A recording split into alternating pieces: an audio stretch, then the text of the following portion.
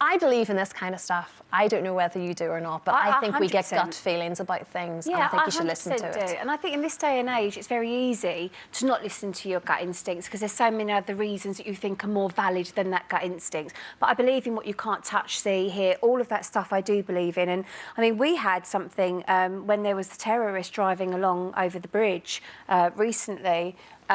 We were supposed to be on that bridge at that time.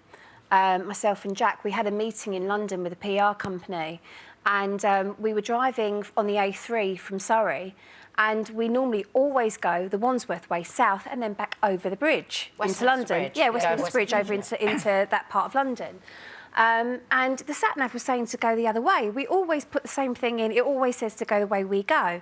And Jack said, oh, well, maybe we should just go Putney way. I said, no, Putney's always really busy. We should go that way. And I went, do you know what, maybe we should go that way. Anyway, we were talking about it, and then he went, we're going to go this way. We're going to go Putney way. Oh.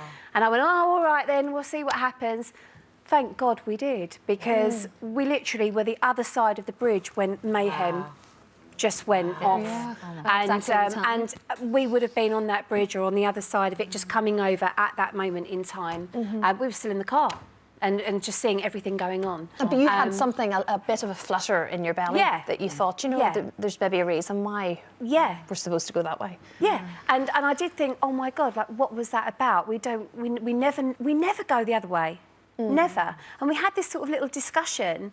And Jack said, I just feel we should go this way. And I said, yeah, you're right. We'll go that way then, okay. And you know, sometimes I just argue with him for the sake of it. but yeah, and I thank God we weren't there, because what we might have seen or what might have happened to us, as it was, everyone was ringing us, checking we were okay. And I was thinking about the loose women, actually. I was thinking, is anybody on it now? Is anybody the other side of it? You know? And thank God, because who knows what we'd have seen or been involved with. Yeah. You're very strong on this. I do. I'm a bit odd. Actually, even just yesterday, I was driving home, and I was supposed to turn right, and there was a bus sitting. And I just got this overriding thought, someone's going to run out from behind this bus. There's no reason to. It wasn't like it was a busy time. And I actually slowed down, and thank God I did. This guy came bolting out the back of this bus and across the other side of the road, nearly hit by a black cab, actually. Yeah. And Frank was in the car, and I said, oh my God, I knew something was about to happen. That's giving me a chill. And then about 4 weeks ago, right, and you might call me mad, it was one of those really windy days when we had the end of that storm, whatever her name was then. Doris, was it Doris? Was it Doris? Yeah. Whatever. Doris. But it was a bit windy, but we've scaffolding not far from us, and it's been there for months and months and months, never paid any attention to it. But we were on the other side of the road, sort of crossing over, and I said to Frank, don't go anywhere near that scaffolding. I feel really funny about it, and it's a windy day. I just feel odd. And he was like, oh, you know, shut up. And I kind of pushed him a bit, right?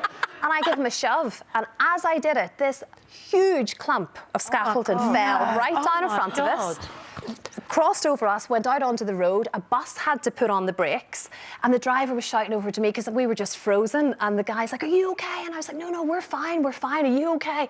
But this thing, massive clump of scaffolding, and I swear on my life, I could sort of I just knew it was going to happen. I'm taking you everywhere with me. So you basically saved Frank's life. Now he's got to do a Kirk and listen to every single thing you say. Yeah, I will be reminding him for the rest of time. It shapes you up, though, doesn't it? Yeah, Those really little does, moments where you think, oh gosh, that was just what could have happened. We could just that much away, like 2 feet away, and it's game over.